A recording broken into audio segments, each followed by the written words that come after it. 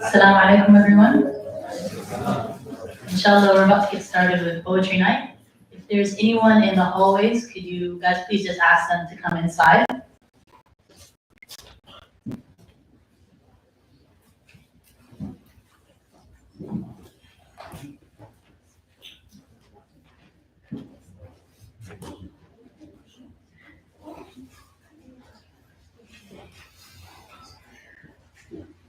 To start off, I want to say thank you all for being here to honor Muhammad, to pay tribute to his life and all of the love and the joy that he shared with all of us.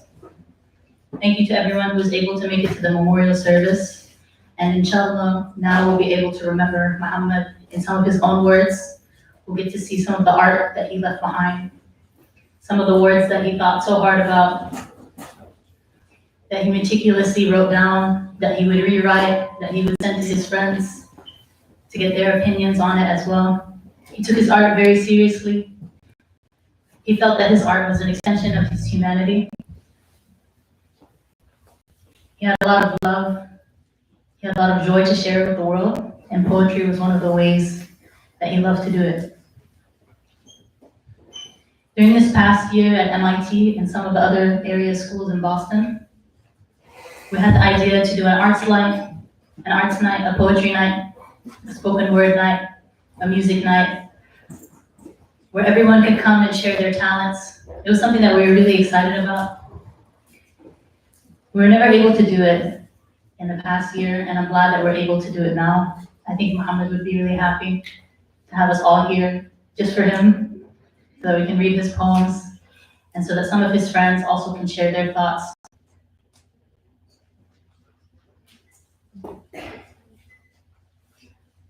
I wanted to say, just to start off, that art is one of the fundamental ways that we as humans are able to express ourselves, that we're able to build somewhat of a legacy, so that what we write, what we create can be shared with others, so that they can interpret it in whatever ways it's significant to them, it's important to them.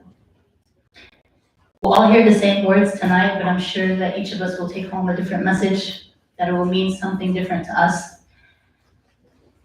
And I'm glad that we're all in the same space here today to share that. To start off, I would like to ask if Professor Mary is in the audience. Is she here?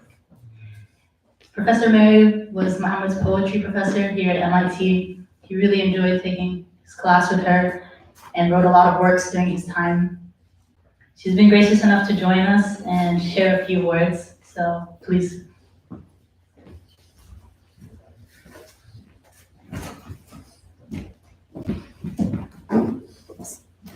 Thank you. Well, I'm not going to say a whole lot, because I think we all want to hear Muhammad. And it's obviously not a secret in this group that he wrote poetry, but he did also study poetry here at MIT, along with a lot else. And he told me anyway that spending time reading and thinking about poetry with other students here was some of what got him to start his own writing again. So yeah, he took my intro poetry class last fall, and after the semester was over, he sent a draft of the sonnet that Moram is going to read later. He told me that Arabic is one of the great love languages, so the sonnet form really resonated with him. You know, Mohamed had so much promise, and he already was so much. You guys have spoken so eloquently about that in the memorial. You know, this is a really hard loss for the faculty too. But, you know, it's such a beautiful idea to make this event. So I'm really appreciative, you know, to everybody who's put it together and who's going to be reading. And yeah, thank you. So let's hear Mohamed.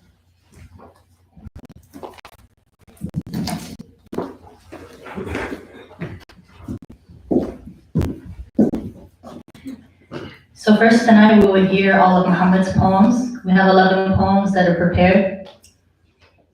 Each of his friends has signed up and volunteered to read one of them. They'll have some time to share a few thoughts before they read the poem, and then we'll go just one after the other. After we hear Mohamed's poems, we have a few of his friends also who have written their own poems. So after each of you finish, the next one can just come up. So with that, we will start with Sabah.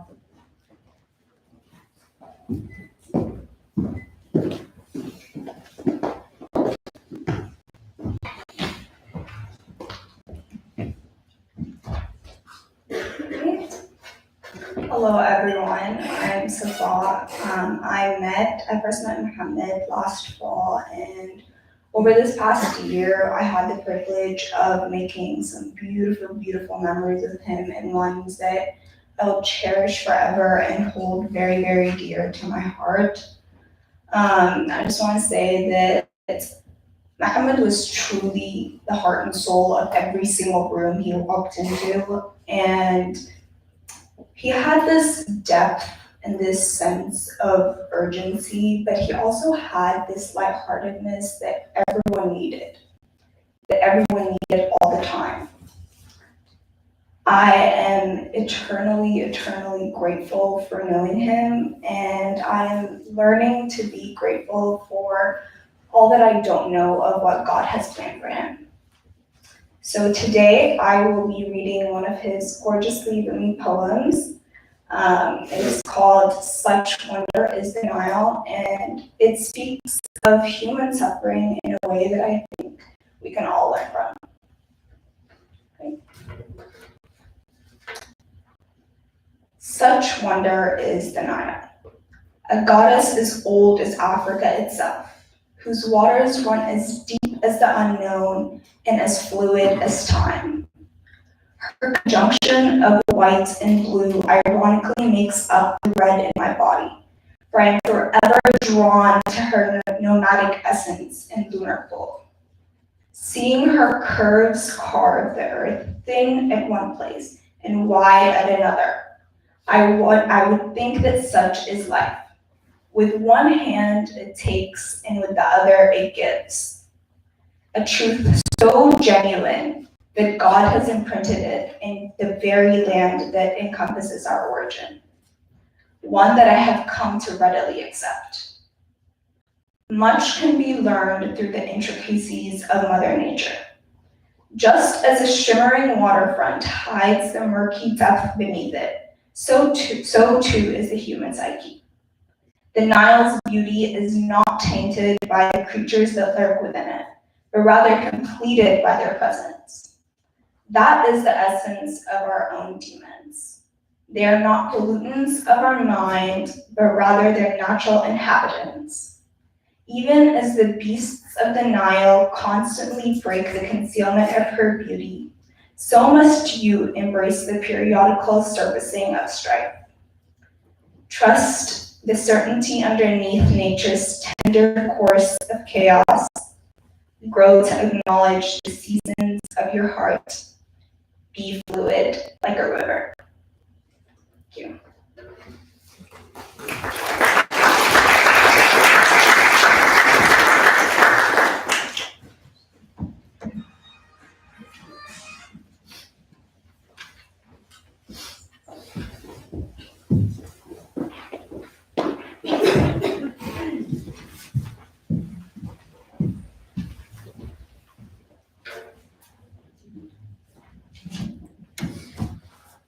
Good evening, everyone. My name is Mazen Suleiman. I've known Mohamed since like nursery through middle school, through high school, and I've had like the opportunity to always be with him throughout his time at MIT. I don't really have much to plan to write, but I feel like one thing that really resonates to me about Mohamed, one of his best traits, is his just ability to just resonate with everyone, how much of a social butterfly he is, how much almost everyone that's been with him or spoken to him has almost always had a positive experience. And it's always been a meaningful one. There's always been that connection. And it just means the world to me that I'm able to see that I'm not the only one. Everyone here, everyone in this room is, and beyond this room, is clearly impacted by his legacy. And God bless him. Today I want to read Before the Creation of Man. It's a beautiful poem that speaks about life's existence, and I would love to share it with you guys. Before the creation of man, in the realms of bliss and Eden, when souls roamed freely, I wonder if ours crossed paths. Did they walk hand in hand? Did they share a word endearing? For naught can explain this feeling, but that of memory between souls. Yeah, I ask you, my love, bound by flesh and blood, what is to remember? For when fate chanced our eyes to meet, I knew not your name or creed, but I knew the restless rhythm of your heart, the silent pleas in your eyes.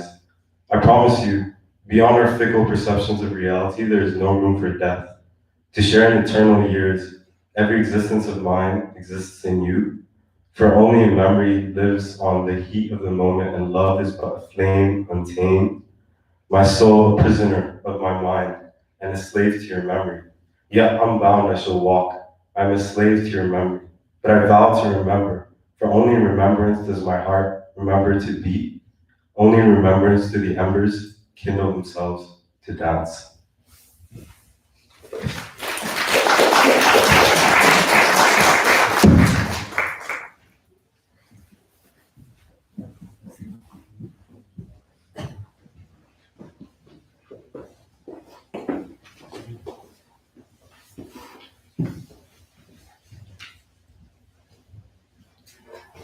Good evening, everyone.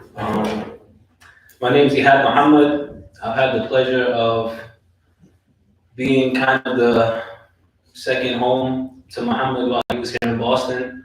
I remember when him and his father first came over, and his father entrusted us with him, and he literally became part of our family.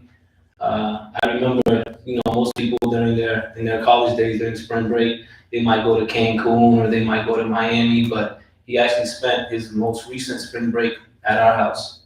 And every time somebody would call him or ask him where he was, he would say, "Ana ma ahli," which means I'm with my family. I'm with my family. So it's an honor to be up here, to be able to read this poem on his behalf. And I'm just very thankful and appreciative for everyone here tonight. The poem is entitled, Father. Father, your presence, an enigma in the horizon, has a way of making itself known.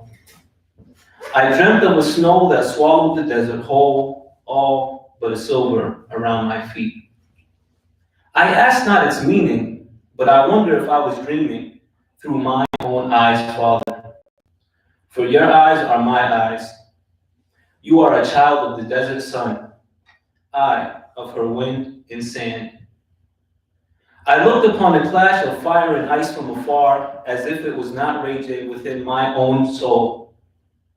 Oh, how you must have struggled, Father, alone in the bleak midwinter, as I am struggling alone in the bleak midwinter.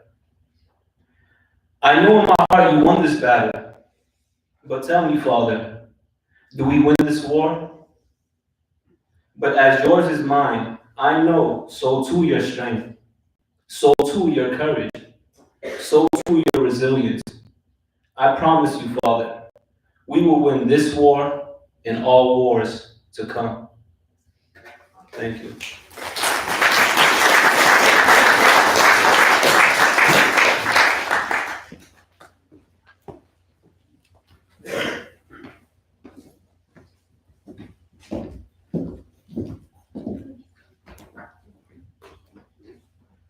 The poem I want to read today is entitled Hurt. Just to give a brief introduction. This poem talks a lot about wonder at God's creation, about the world, about our place in it. And I think it's really fitting for our gathering here tonight. Inaudible screams at the soul's behest. The heart lets out and shrinks into regrets. Solemn request to God, a lighter test. Fallen to a deaf ear, heard nonetheless.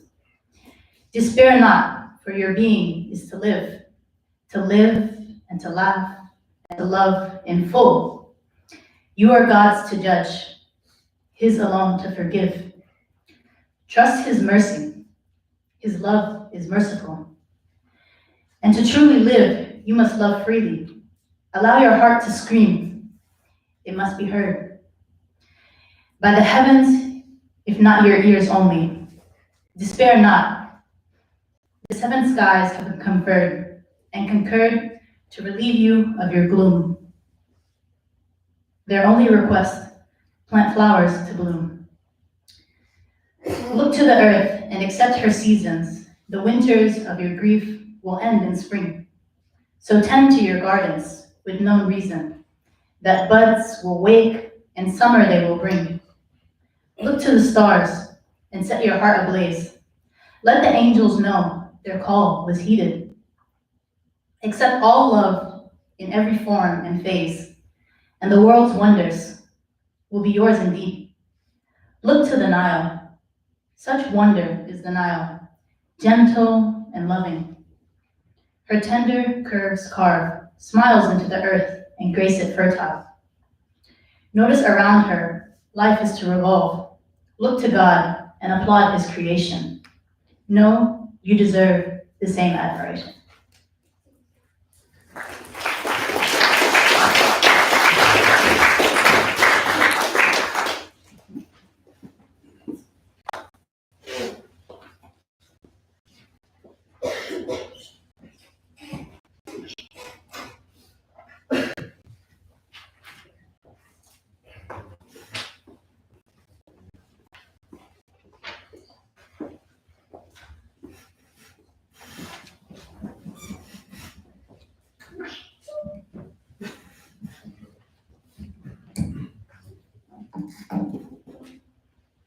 Hi everyone, my name is Ahmed Yusuf.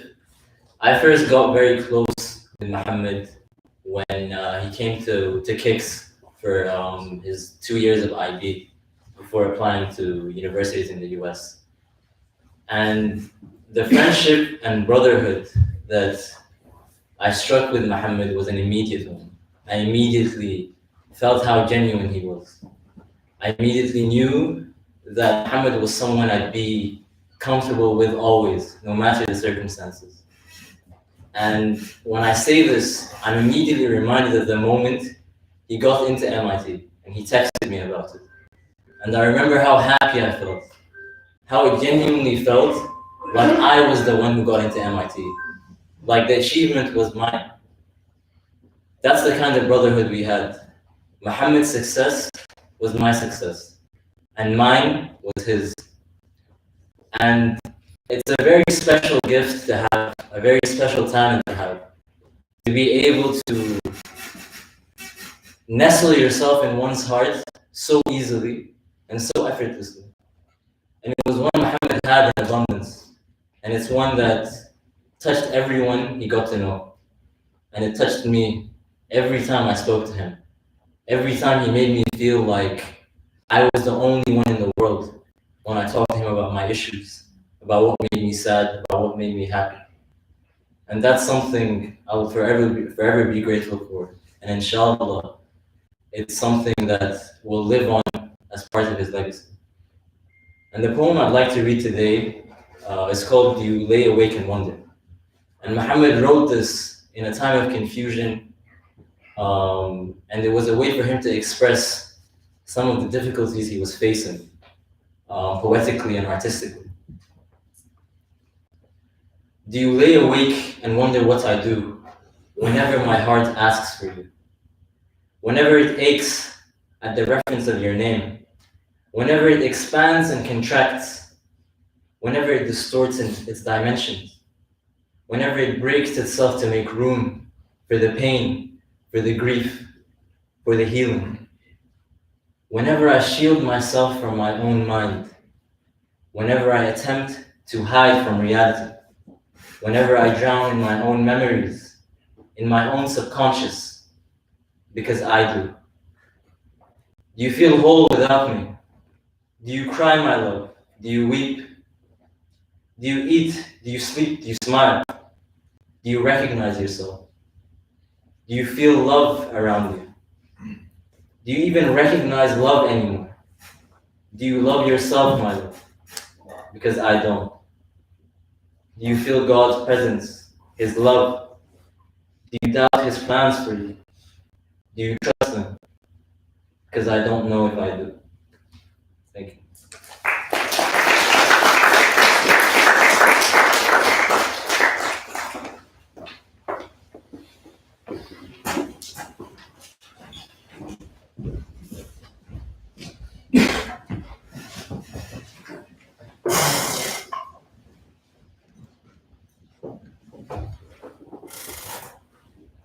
Assalamu alaikum, everybody. My name is Razan. I first met Mohamed last year in October during the protests against the military regime in Sudan. Mohamed truly was the heart of the Sudanese community here. He was warm and welcoming. He was always smiling, always trying to get people together. He had the warmest greeting every time, whether it be here or when he visited when he would visit Rhode Island, or when I would see him in Sudan or Winter Bay. As you all know, Mohammed's legacy is truly a legacy of love. I'm forever grateful to have gotten a chance to know him, to call him a friend, and it's an honor to be here and to be able to read one of his poems. So here it goes. You are not broken, just a little lost. You are not lost, just a little far from home. Do not retrace your steps, forge new ones. Do not go looking around or outside. What you seek resides inside of you. Read these words that come from you. You are a rose, plucked from root and stem, refusing to wither, still bleeding red. Every petal that falls off you, let it fall slowly. Watch its descent. Let it color the barren ground in your name, in mourning of what was, in light of what is to come.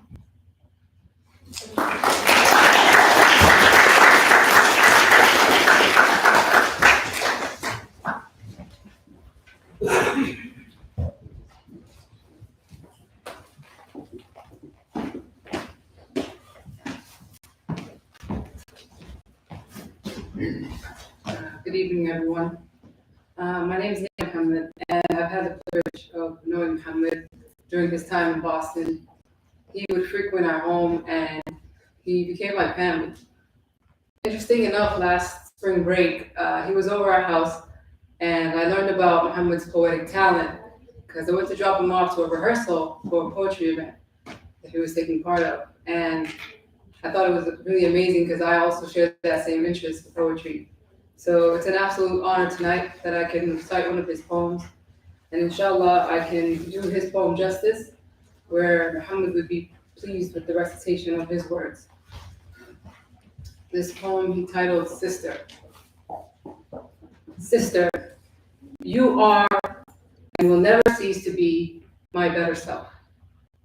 You have raised me in ways I cannot explain, ways that travel beyond the reach of words, ways that lie in truth, only God and I know, truths that have inspired life to find us.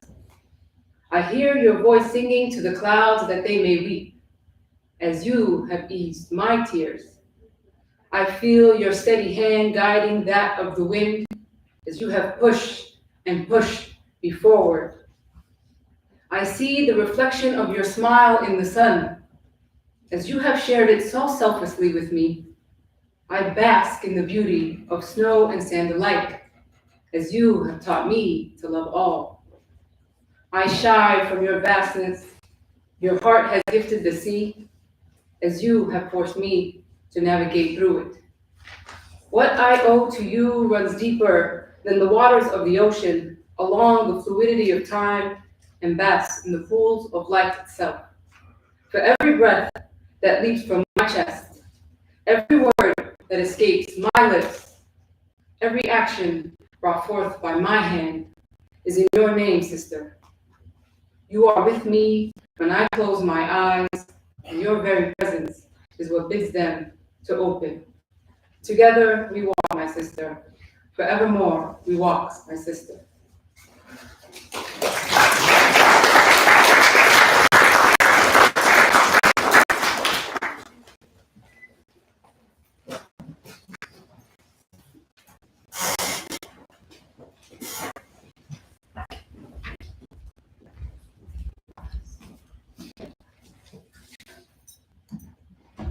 Assalamu my name is Mohamed.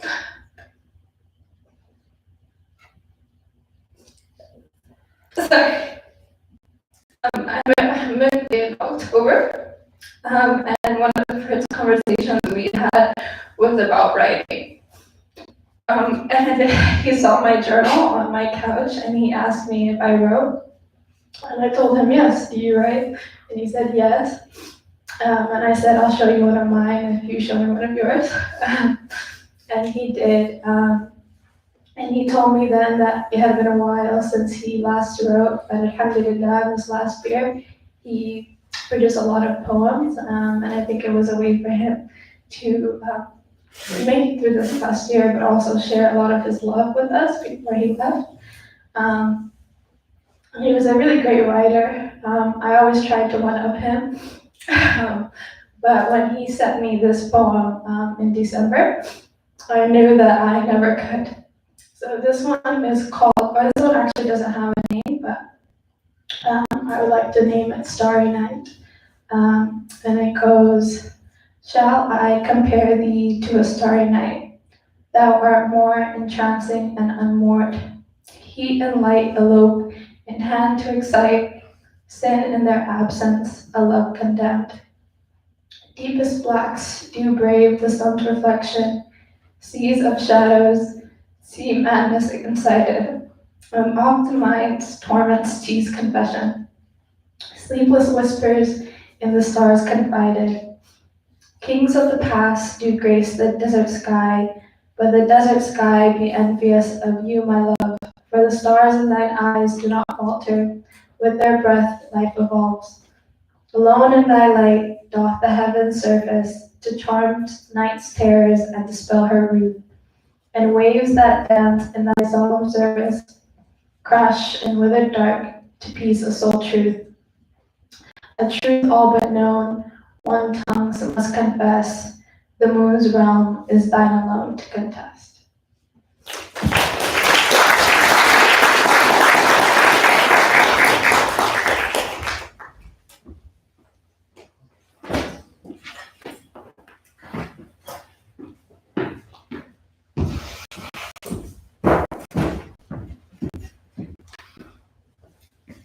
Hello, everyone. I'm Zoe, and I got to know Mohamed while he was studying here at MIT.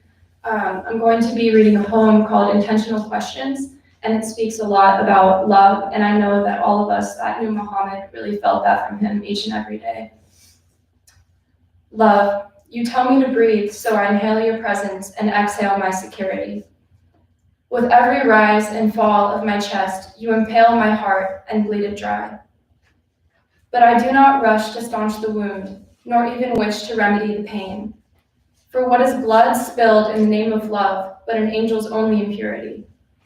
Yours, ours, is a tale of mutually desired uncertainty. To be tangled in each other's mystery, rising and falling against the grips of gravity, breathing in each other's energy for all eternity. Let passion be our currency, kindness more than courtesy, lust our ecstasy, loyalty our legacy, and life our guarantee. Do not misunderstand me, love. I do not wish to live forever. I simply want to live in your company. I long for you, love, like summer in the winter. I will never get used to you, love. The same way leaves insist on dying come fall. I will never get used to you, love. I do not wish to live forever, but I will not breathe unless you tell me to.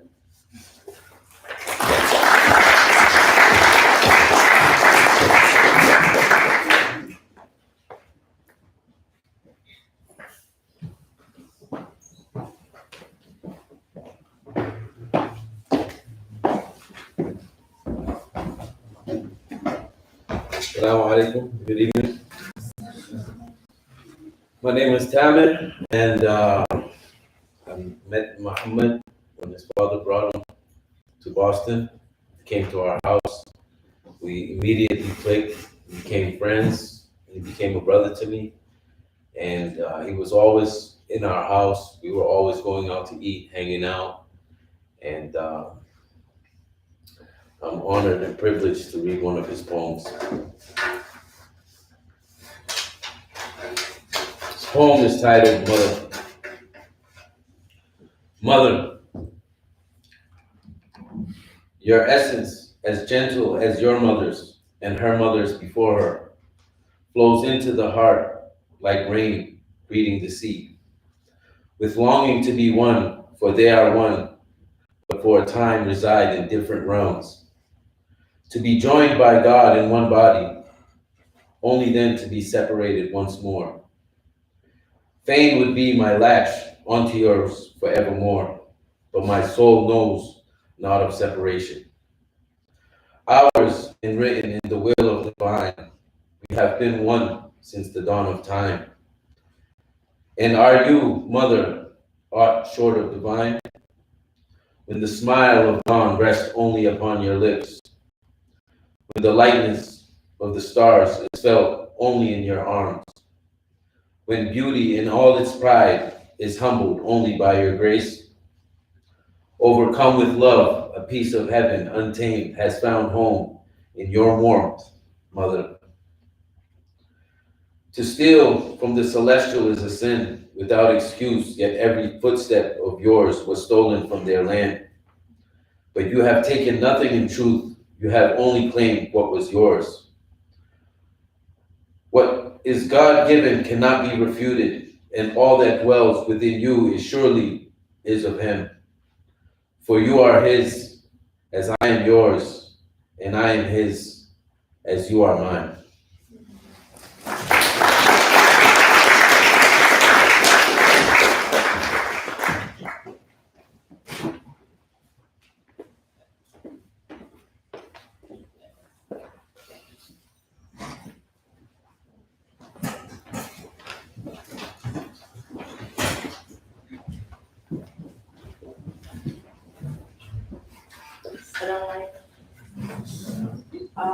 I was Bama, as we called him. I was his business teacher at Kicks. This last poem seemed like it was like his last goodbye, almost like his eulogy, and I think it's probably the hardest one.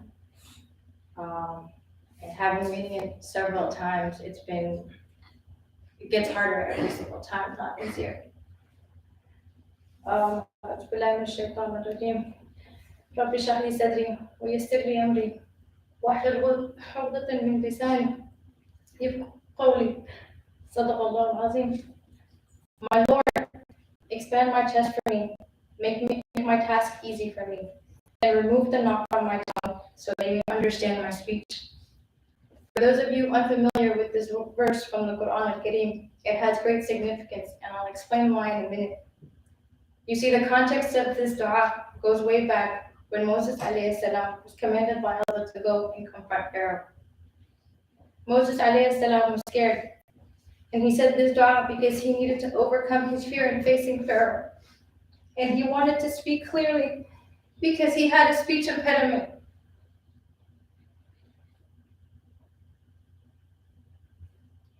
It was early 2020. Students at KICS were hearing back from universities, and some were conducting interviews via Zoom from top universities. On one particular afternoon, I ran into Mohamed Magdi Taha, and he looked quite nervous. He was sweating and his face was pale. I asked him what was wrong. He replied, I have my interview with MIT in an hour. I said, well, what's the problem? He said, even when I get nervous, I start to stammer and I can't control it when I'm overwhelmed. I said, Taha, wait right here, I'll be right back. I quickly ran to my classroom to grab my phone and came back. He was still sitting there. I said, take out your phone, I'm about to send you this dua that will calm your nerves. He did as I instructed, looked at the dua and didn't understand. I said, read this dua 7 times or as many times as you possibly can before you start your interview. He said zabt, which basically means word in Arabic. As I walked away, I realized something. I quickly ran back again and said, Taha, you're going to get in. He looked at me like I was crazy. I said, look, it's chapter 20, your class of 2020, and this dua is in Surah Taha. You're going to get in, I'm sure of it. He had this big smile on his face and he simply said, thank you, Ms. Reem. I needed to hear that. Now I stand before you, reciting the same dua, in hopes that I will do this poem justice, with every word, letter, syllable that comes out of my heart, with the intention of reading it the way he would have. If they ever tell my story, let them say I bled openly, that my heart's influence was boundless. Its light at times dimmed, but never silenced. Let them speak of my love in all its lion-heartedness. For if nothing else, that is what I offer this world. My actions will not echo across the centuries. My name will be lost in memory. But the love I share will live on endlessly. And if they mention nothing at all, let them say, my love was immortal. Its touch blind, embrace kind, touch gentle. Let them say my heart danced with the wind, and that my mind followed, cautious, afraid of tragedy, but fully aware of the strength to be found in a calamity. He was saying goodbye, and we didn't even know it.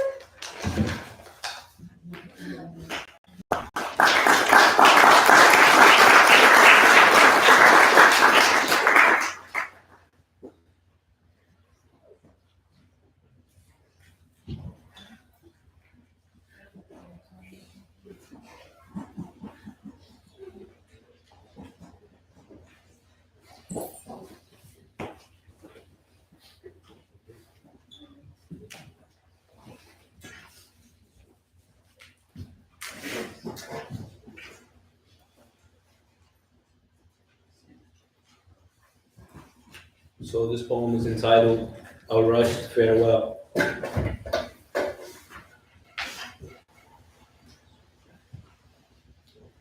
It's been very tough to write this. Maybe because the reality I'm addressing isn't one that I want to accept, but it's one that's even harder to reject. Who knew back in the 80s when our parents first met, it would lead to us fostering a brotherhood so blessed, to now feeling left, confused, sad and upset. You see, Muhammad had a free spirit. Not free as in inexpensive making cheap decisions, but free as in I don't stress what's out of my control. Free as in I know when it's time to let go. You are now free, so let your story be told. Ya akhi, mahana. You would say that often.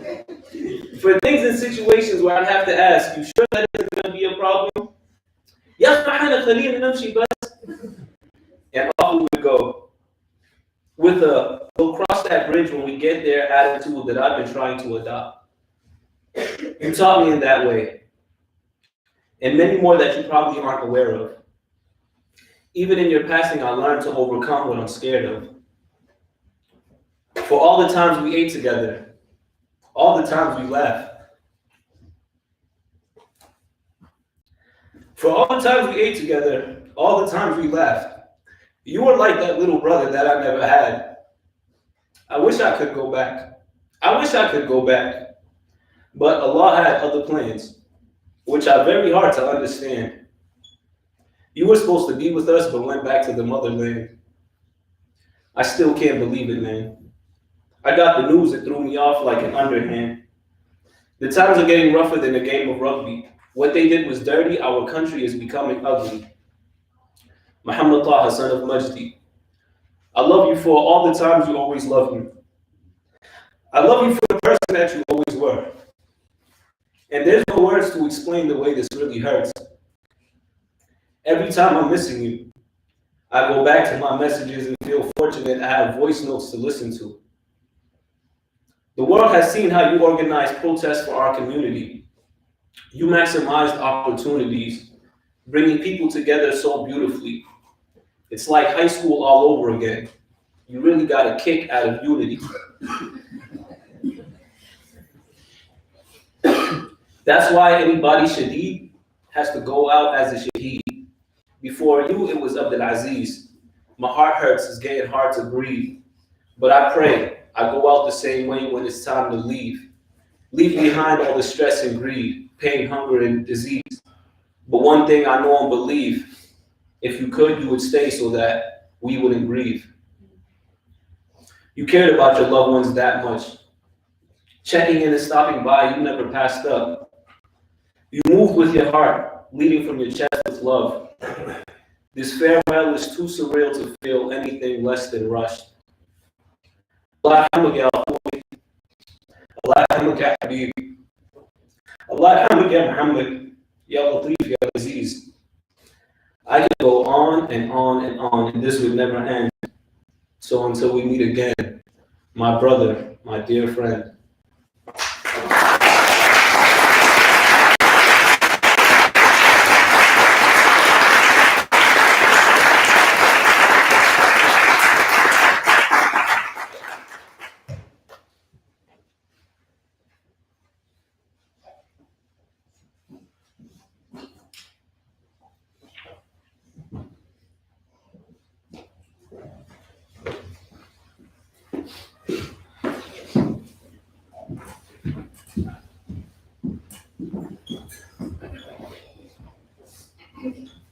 Assalamualaikum.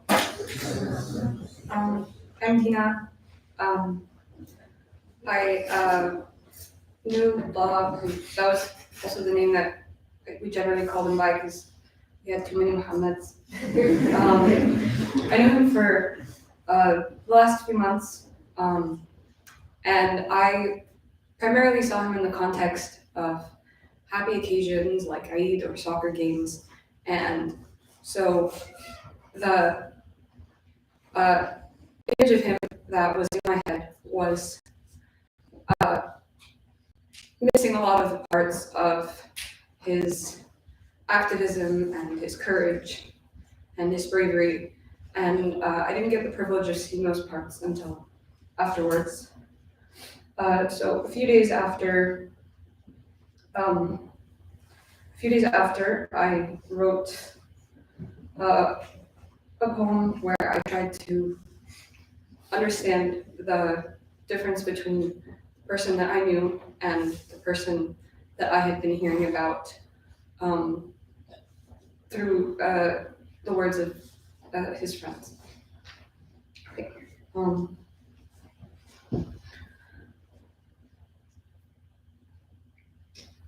All week, I have heard the story of a great man whose untimely death shook all of Sudan. They say he died for a noble cause, and the tears are drowned out by applause. But I did not know a hero. I just knew a boy whose shots scored goals and whose smile brought joy. In my memory, I tried to repaint his jersey as a cape, but the image of a young boy can't seem to escape. I invited him to events, offered to help with his classes, and I see no justice in the emptiness behind his glasses. I am still learning the difference between a martyr and a victim, and I struggle to get how his loss will fix a broken system. Maybe he really was a great man rekindling hope, or maybe he was just a boy. Maybe he was both.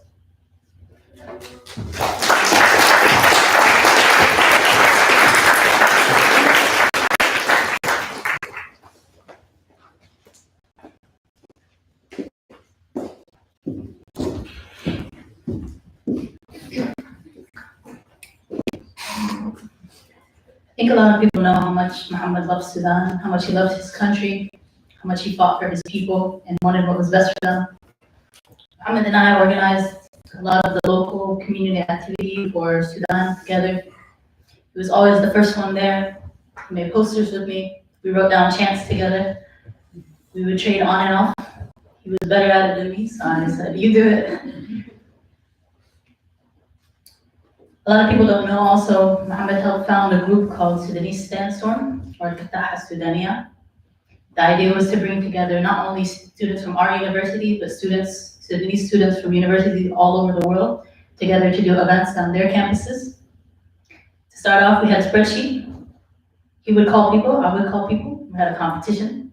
He would text me, he'd say Stanford, Northwestern, University of Cambridge, Duke, I have Duke, Alabama, Auburn. We used to go back and forth like this. Until in the end, we had a group of over 70 students from all over. We had universities in the UK. We had a student from France. We had universities all over the US, all organized for one goal, to try and help build a better Sudan. This was all while he was doing his schoolwork. MIT is a very challenging environment. He had a lot of other things going on, but he always had that dedication to Sudan. I think a lot about how much he loved the Nile, how it's a symbol for Sudan. He talks about it a lot in his poems. Sometimes I also think that Sudan has the capability to hurt as much as it loves. I titled this poem, To the Jagged Edges of a Broken Nile, from Muhammad. To the jagged edges of a broken Nile, your current is red and bitter, your soil infected and blighted. Our waters are unclean, so nothing sprouts greenery. This is our Nile River. Its only claim is that it runs long, longer than any other, so its pain is larger than any other. Jagged edges, everywhere we step is broken glass. Where do subtle curves transition to cutting shards? Where does a once kind imagination of fertile green banks cease to fulfill bleak realities of dying gray coasts? The gentle bends and curves of the River Nile, once so comforting in nostalgia, are violent in their manifestation. To feel pain in its currents and hopelessness in its depths is to know our Sudan. How many of our friends have we lost to its blind rage? How many of our cries must be swept reluctantly to its outlet. Relief is elusive as ever.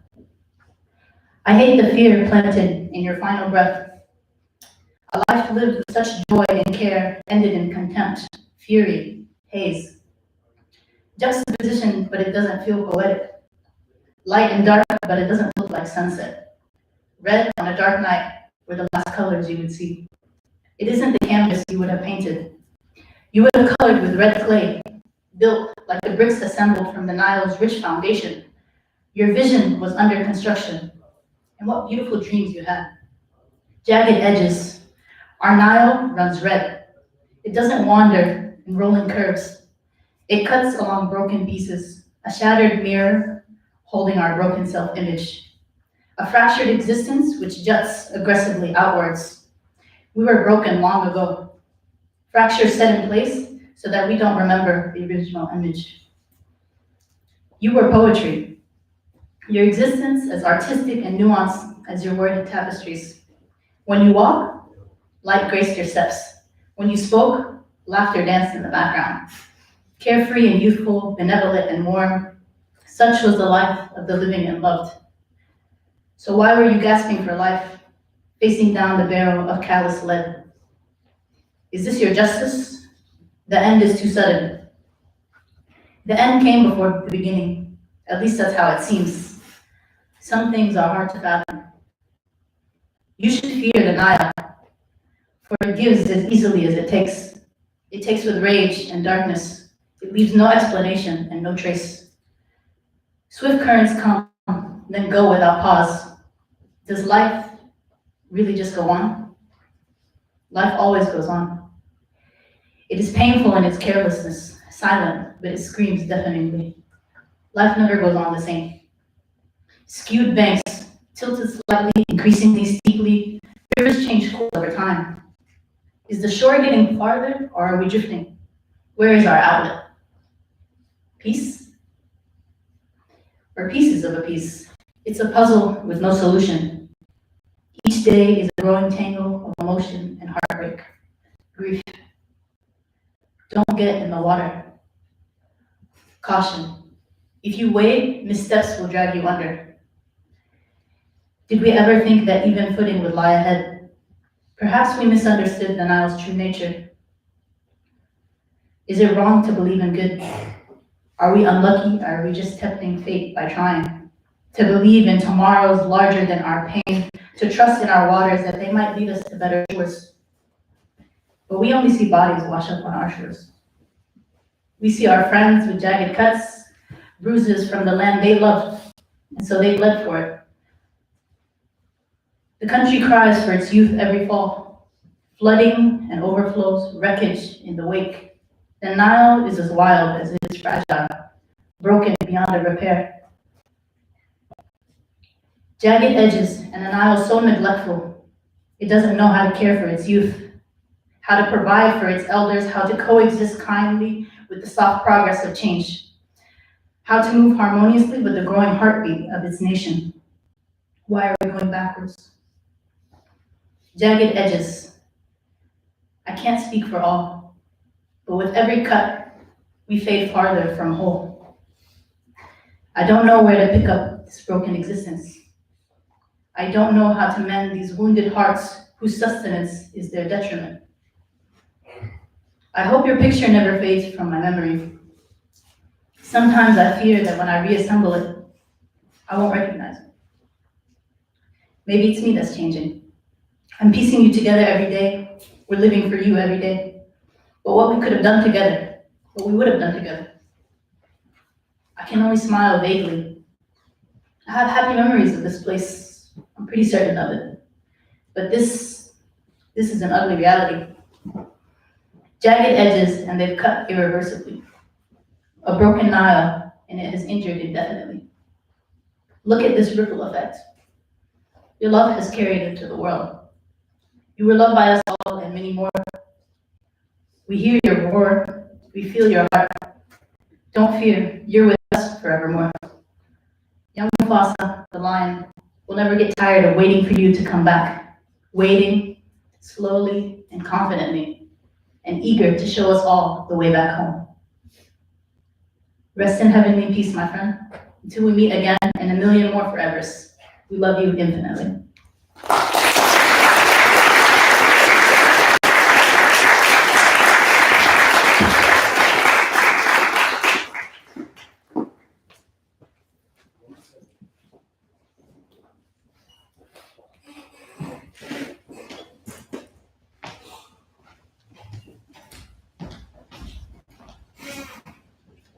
For those who know, and everyone has spoken about today, Muhammad's passion for Sudan. He, like many other Sudanese, loved Sudan and wanted Sudan to win and prosper. This piece that I've written and will share with you tonight is titled Time Sensitive, and is dedicated to everyone like Muhammad who wants to see Sudan win and prosper. You speak about hope, you speak about transformation, but when? For which generation? You fought long and hard to end foreign occupation just to end up with tribal and religious separation?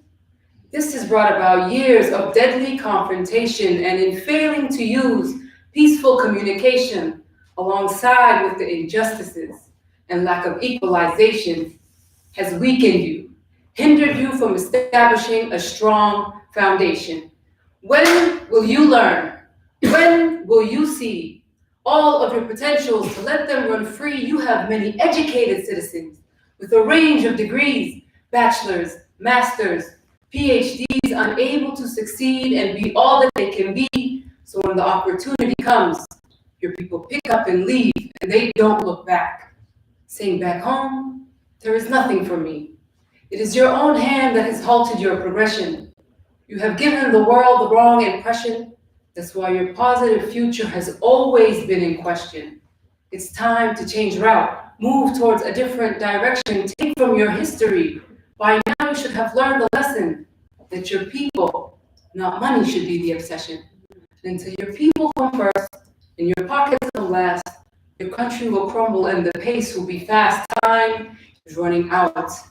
The hourglass sand is running low. Pick up the pace. You are moving too slow. You have all the potential to blossom and grow. I still believe in your change. I still believe in you. Sudan, peace, equality, happiness, success. I pray one day this wish will come true.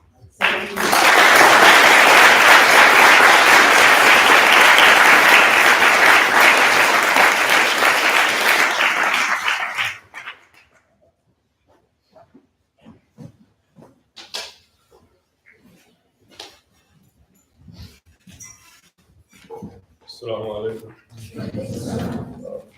My name is Mario.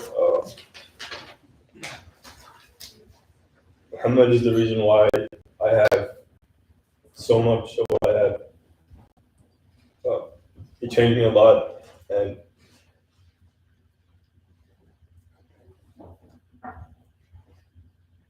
when people asked me to say something about him, I couldn't. Because it took me too long to find the words.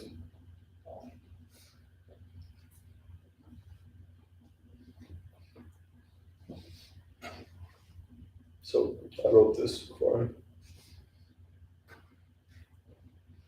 On my stone heart, you fell gently. Your roots earth deep in my solid ground and loosened my barrenness. Your tenderness ingrained me. The heavens let us grow together. Their love and mercy blessed us. For us, they made the stars shine. For us, they made all that is divine. You were the water, my Nile, and the color, my sunset sky. Graceful are the hands of the mighty that made you of clay. His providence gave you strength and might. Under your shade, he gave me rest, that the sun may not harm me by day, nor the moon by night. You made your heart beat like drums, your blood of silver and your mind a sword. Before you, the lions kneel and the mountains tremble in fear. May the waves roar with your ferocity. May the birds sing of your love. that the earth may know that you, for us, were sent from above.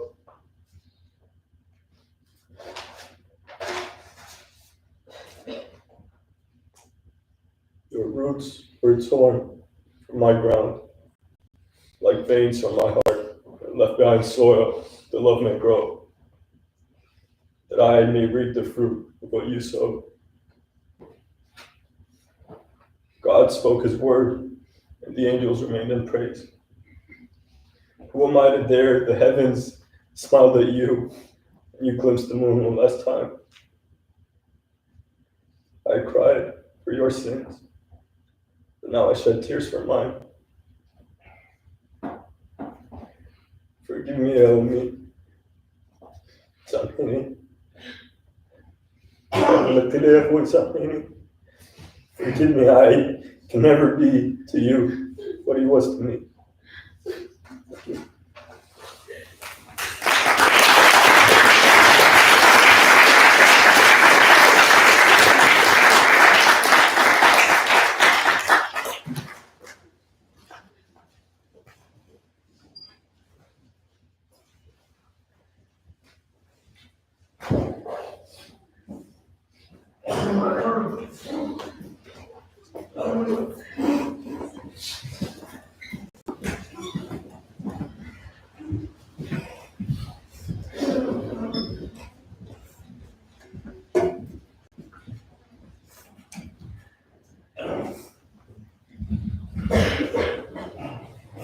Hi everyone, my name is Yumna and I'm close friends of Mohamed.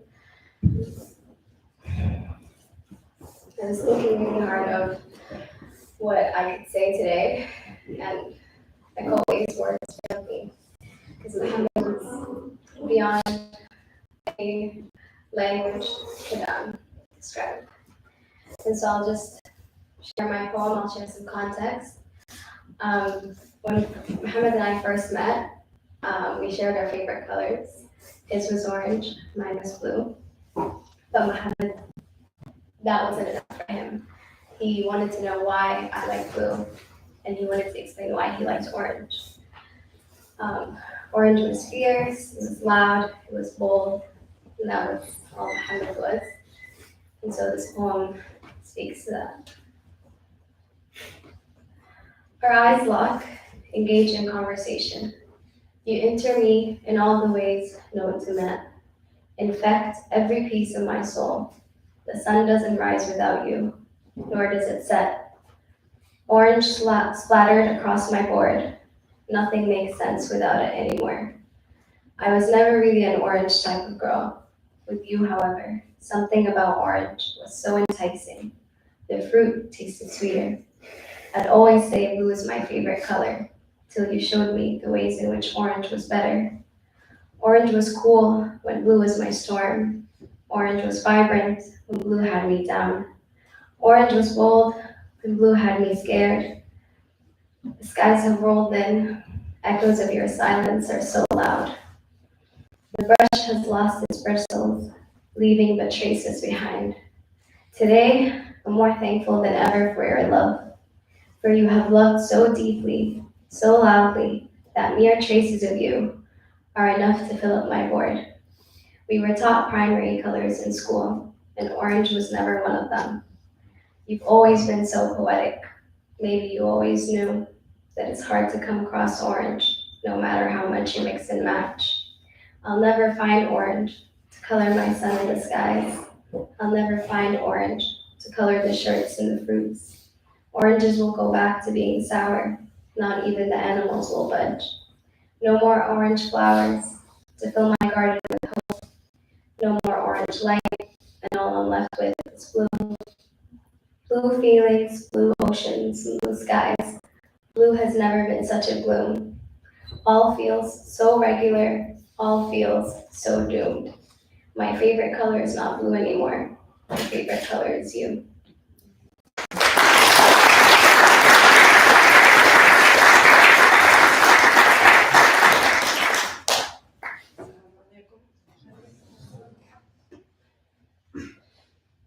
My name is Mona. I'm cousin to Hamoudi.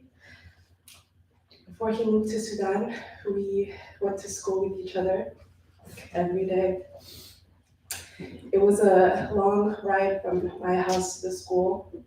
And before, I felt like I didn't have that many close friends because I felt like I was too far from everyone. But when I was with Hamuli, I felt closer to home.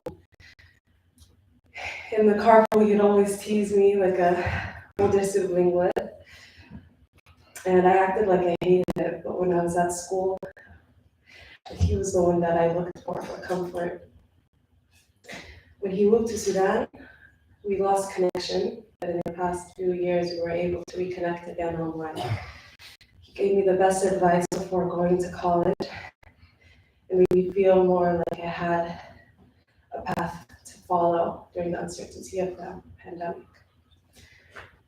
There was a lot more I wanted to catch up on, but I never got the chance to say what I wanted to say, hear what I wanted to hear. So this poem is dedicated for him and it's titled Dear Lion, with the words that I wasn't able to say. Dear Lion, our time fell short, but I still hear your roar. Oh, how your smile dances through my memory of you. Oh, how your energy, how your love makes me want to be like you. What I would give to spend more time, have more moments to listen to your wisdom. Years of silence passed between us, and in a moment of need, you still ran to my aid. You told me you got this. I didn't got this, but you made me believe I could. When I look back, you were the first sign that told me to fly. And now it is you who soars through the clouds. And we are left with the echo of your roar, but I'm grateful to have heard it. I'm grateful to know it. Your love for Sudan was great. Sudan couldn't get enough of you. So we decided to keep you. Dear Lion, one day I will reach you. And when I do, let's roar together.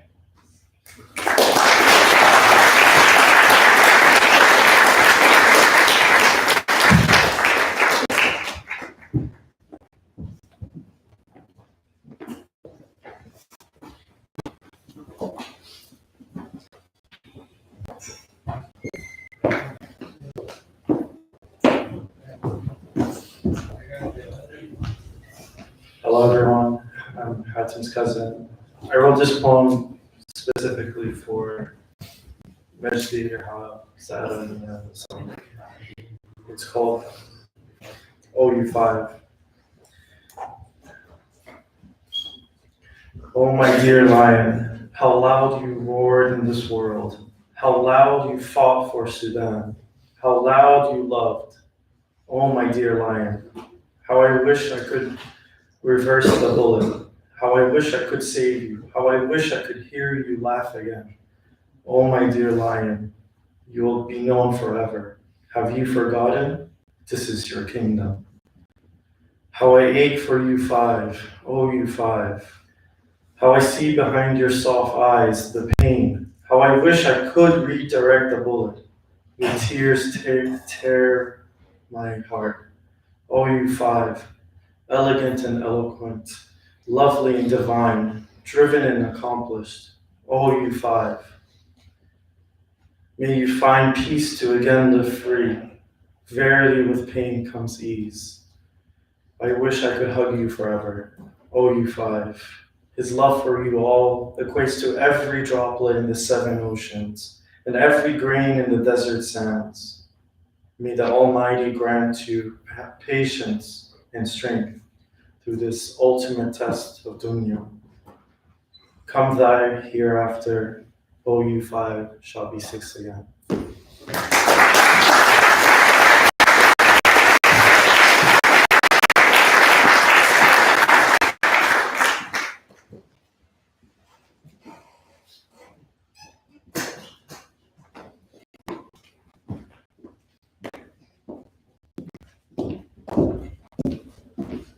Could we have another round of applause for everyone who read this?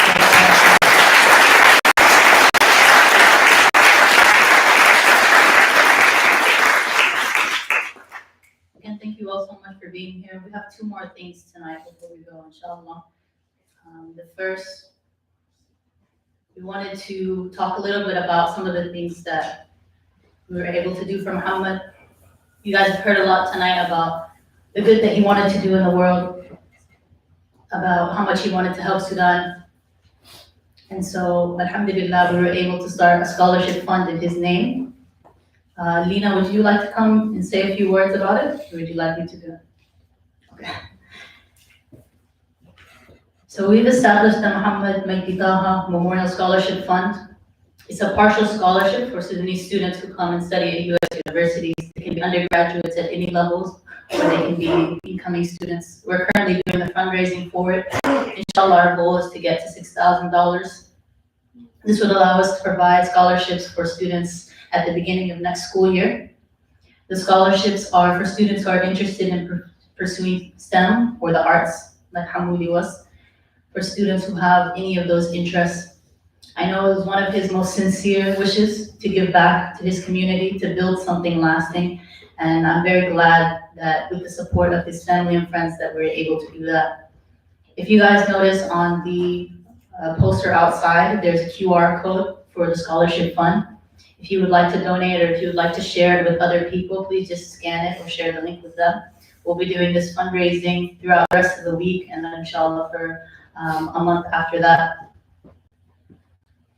I wanted to share a concept that Mrs. Serena shared with me, which was the subject of a lot of her graduate studies and her master's thesis. She shared with me that Hamoudi helped her a lot in writing it and critiquing it. He was a great editor as well as a writer. She shared with me the concept of an upstander. This is someone who believes in community before themselves. They believe in we before me.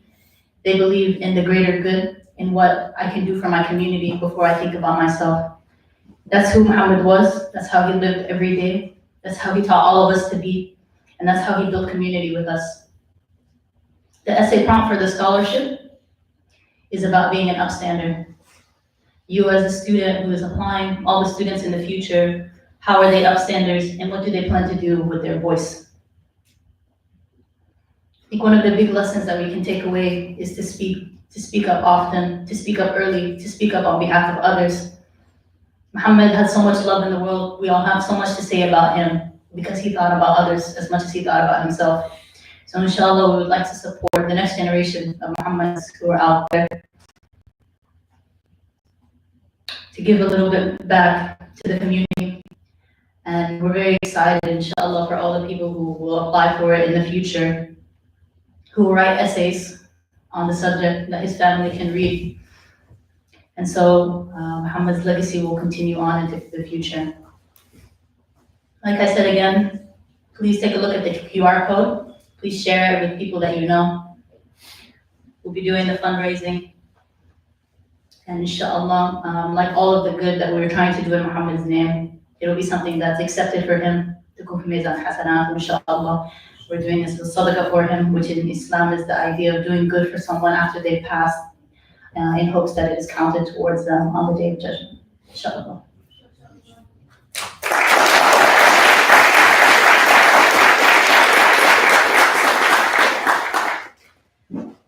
We also have a few gifts for the family.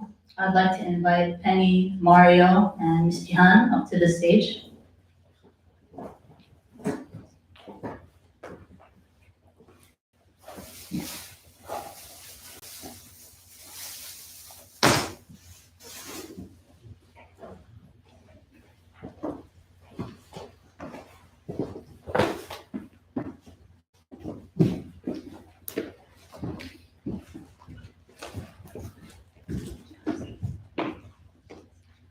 Jihan, I'd like to give the mic to you first. You can present.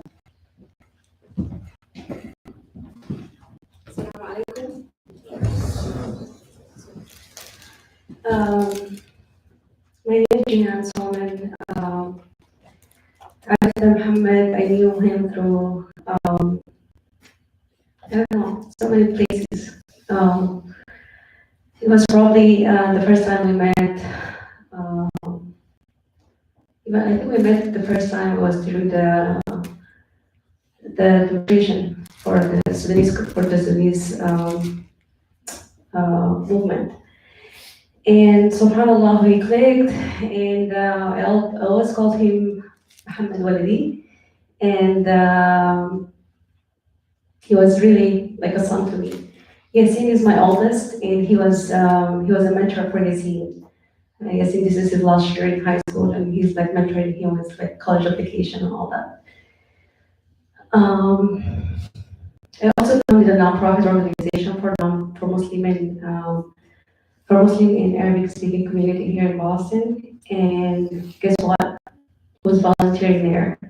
Mohammed. He offered to be there, and he's like, yeah. I'm like, are you sure you wanna volunteer here? It's like, you have tons of stuff to do at community. He's like, no.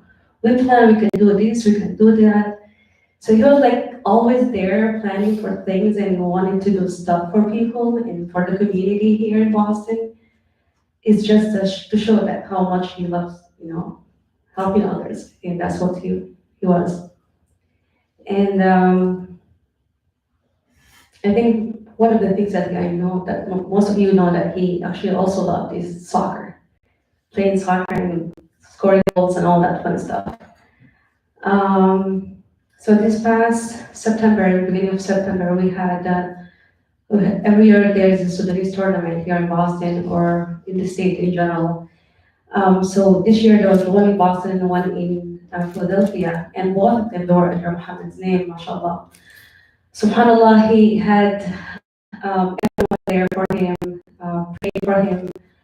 I was the one, I went to Philadelphia, and the team there, during each player, a game, before each game, they actually had a moment of silence and prayed for Muhammad. And there was the Sudanese, the Palestinian team had his name, Muhammad. Actually, he had Taha in the back, and also all of them, they're like, we don't want name, our names in there, just let's have Muhammad. And so we had Taha and Mufasa on the shirt, on the jerseys. And because he was part of our volunteer team, our organization actually donated that to the team. So we also had a photo of him enlarged, and we'd like to present it to his parents, and also the jerseys.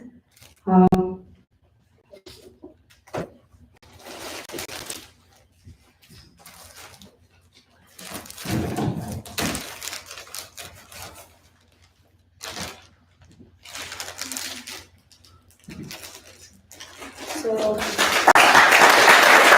first was brought to account and the organization name, but guess what? This is the number that he always wore, 10. Mufasa Taha together.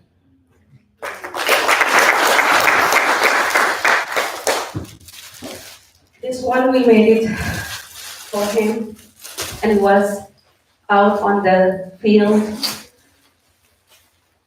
when the player where the game were happening. So everyone passing by his picture made a prayer for him, alhamdulillah. So thank you everyone for coming.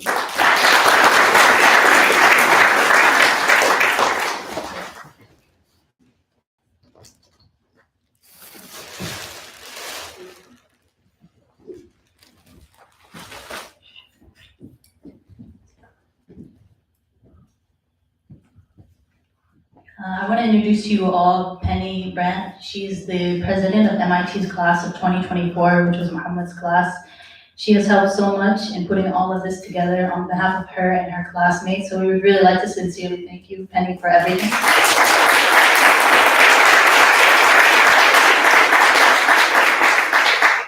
And she also has a few words to say to introduce the gift that we would also like to give Muhammad's parents.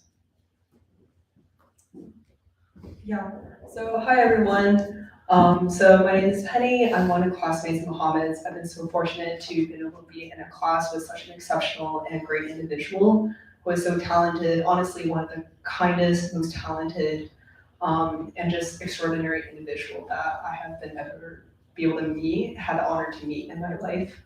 And I am just really honored to have been able to have him in my life. So I guess when we heard about this news, we felt that as a class council, we really wanted to offer an event to bring everyone together, so that we can have a space together. So I really want to thank everyone for taking the time to come today. And yeah, and then to Mohammed's family, I just want to say, I want to let you know that you will forever be a part of our community, both MIT and the MIT class of 2024. And for all the love, all the great things that Mohammed has brought to us, we'll continue that and give it back. And if there's anything that we can help with at any time, please don't hesitate to reach out. Our class and me personally would be more than happy to help with anything.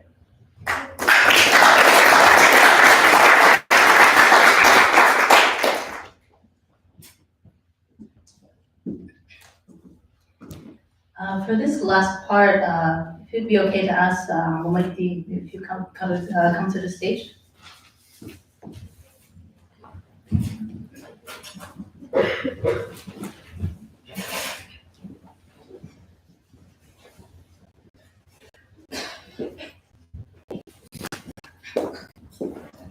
So this last gift is something very special to all of us that we wanted to present to you specifically.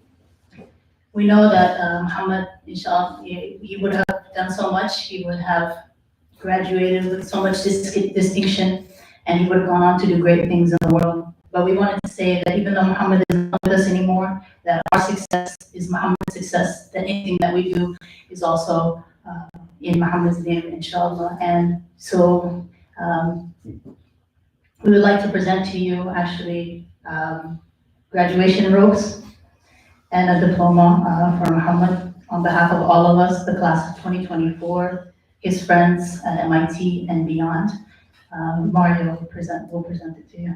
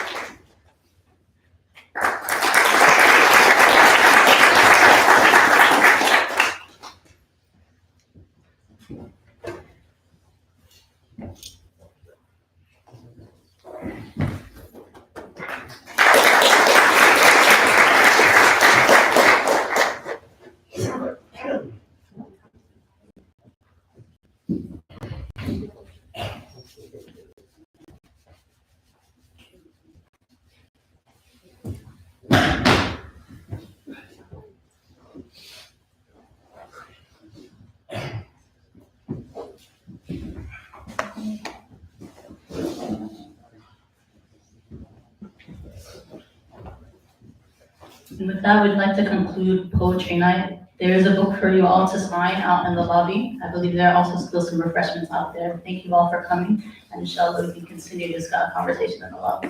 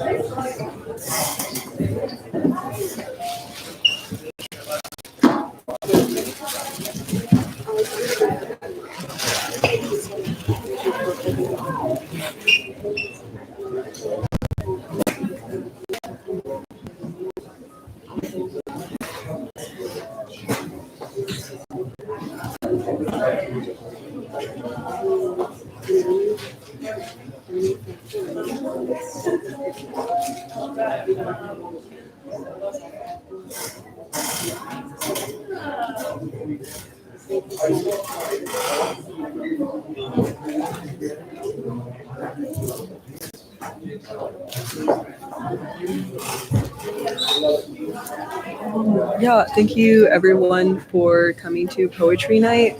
We will be live streaming tomorrow at 2 p.m. when we unveil a mural. In the meantime, I hope everyone is taking care.